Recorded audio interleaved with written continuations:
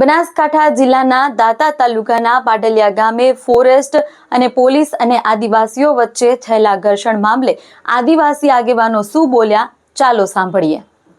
દાંતા તાલુકાના પાટલિયા વિસ્તારની અંદર જે બનાવ બન્યો એ દુર્ભાગ્યપૂર્ણ છે, પણ આજે મારા આદિવાસી સમાજને સમર્થન આપવા માટે 18 આલમનો સમાજ અહીંયા ઉપસ્થિત છે, ત્યારે 18 આલમના તમામ સમાજોનો અને સાથે સાથે સાંસદ જ્ઞાનીબેન ઠાકોર, જિલ્લા કોંગ્રેસના પ્રમુખ માનનીય ગુલાબસિંહજી રાજપૂત, આદિવાસી દલિત બક્ષી પંથ સમાજના હક અને અધિકાર માટે લડતા એવા જુજારુ ધારાસભ્ય માનનીય જિગ્નેશભાઈ મેવાણી, આપણા વિસ્તારના લોકપ્રિય ધારાસભ્ય કાંતિભાઈ ખરાડી, દિનેશભાઈ ગઢવી અને સર્વે મારા આદિવાસી સમાજના સમર્થન માટે આપવામાં આવ્યા છો, આપનો હૃદયપૂર્વક આભાર માનું છું।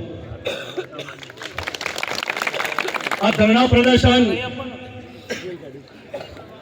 સરકારને કહેવા માંગુ છું, અભી તો ये ट्रेलर है, पिक्चर तो अभी बाकी है।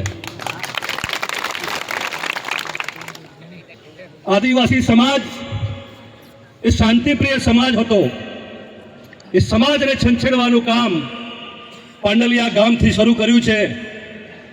ત્યારે હું કહેવા માંગુ છું કે પ્લાન્ટેશનના નામે તો પીવાના પાણીની સુવિધા નથી, તો કઈ રીતે પ્લાન્ટેશન થાય?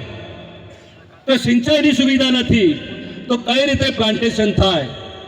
આ આદિવાસી સમાજ ઉપર એક પગલું એવું ભર્યું છે કે જો આદિવાસીઓનો અવાજ અહીંથી દબાવી દઈશું તો સમગ્ર અંબાજીની અંબાર ગામ સુધી આદિવાસીઓ પોતાનો અવાજ રજૂ કરી શકે નહીં।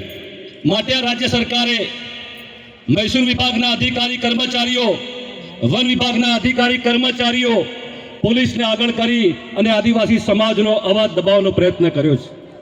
માટે રાજ્ય સરકારને કહેવા માંગુ છું કે ધરણા પ્રદર્શનથી અમને જો ન્યાય મળતો હોય તો ખૂબ સારી બાબત છે, બાકી અંબાજીથી ઉમરગામ નહીં સમગ્ર દેશની અંદર આનો પડઘો પડશે અને કાયદો અને વ્યવસ્થાની પરિસ્થિતિ કથળશે, તેની જવાબદારી પણ રાજ્ય સરકારની રહેશે।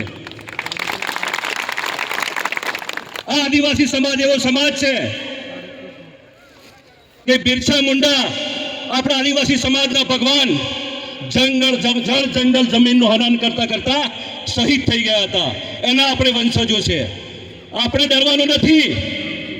રાજ્ય સરકાર અંબાજીથી ઉમરગામ પાટલિયાની વાત હોય, અંબાજી ગામની વાત હોય, અમારા ભીલોડા તાલુકાના મસોતા પાલ નાની ચાદરીની વાત હોય, શામળાજી આજુબાજુ વિસ્તારની વાત હોય, દાહોદની વાત હોય, સ્ટેચ્યુ ઓફ યુનિટીની વાત હોય, ડાંગ સાપુતારાની વાત હોય, સમગ્ર અંબાજીથી ઉમરગામ આદિવાસી વિસ્તારની અંદર જળ જંગલ જમીન હનન કરવાનું કામ આ ભારતીય જનતા પાર્ટીના સરકારના ઈશારે થઈ રહ્યું છે। ત્યારે સમગ્ર આદિવાસી સમાજને કહેવા માંગુ છું કે 18 આલમનો તમામ સમાજ જો આપણને સમર્થન કરતો હોય તો આપણે પણ આપણી એકતા બતાવી અંબાજીથી ઉમરગામ જે કંઈ એમના ઉદ્યોગપતિઓને, માલતીજારને ખાણ ખનીજ આપવાનું જે ષડયંત્ર ચાલી રહ્યું છે એના માટે આપણે એક થઈ બિરસા મુંડા ભગવાન આપણા કહી ગયા છે કે ઉલ ગુલાન જારી હૈ, એ જારી સાથે આપણે રાજ્ય સરકારને જરૂર પડે તો રોડ રસ્તા પર ચક્કા જામ કરીશું, જરૂર પડે તો વિધાનસભાનો ઘેરાવો કરીશું।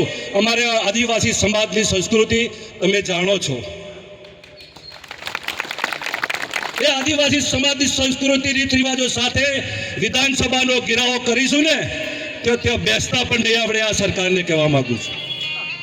આદિજાતિ મંત્રીઓ આપણા 6 દિવસ થઈ ગયા છો, તો આજે આદિવાસી સમાજની શું પરિસ્થિતિ છે એ પાંડલિયા ગામની મુલાકાત પણ આપણે આદિવાસી વિસ્તારના ધારાસભ્યો લીધી નથી। તો સમગ્ર ગુજરાતના આદિવાસી પટ્ટીના જે ધારાસભ્યો છે એ ધારાસભ્યોને પણ આપ દરેક તાલુકા મથકે, જિલ્લા મથકે આવે ત્યારે એમની ઓફિસે, એમના ઘરે એમનો ઘેરાવો કરો કે પાંડલિયા ગામની અંદર આપણા આદિવાસી સમાજના ભાઈઓનો જે પ્રશ્ન બન્યો છે અને તમે કેમ સમર્થન કરતા નથી? શું તમે સાચા આદિવાસી નથી? તમારો ડીએનએ આદિવાસી નથી? આ વાત તમે કરજો અને સરકારને પણ કહેવા માંગુ છું કે આ ધરણા પ્રદર્શનથી જો ન્યાય નહીં આપો તો આગામી અમારી લડત જેમ બિરસા મુંડા ભગવાન અમારી લડાતા એમ લડીશું. એ સાથે મારી વાત પૂરી કરું છું. લડાएंगे, લડાएंगे. જય જોહાર, જય આદિવાસી.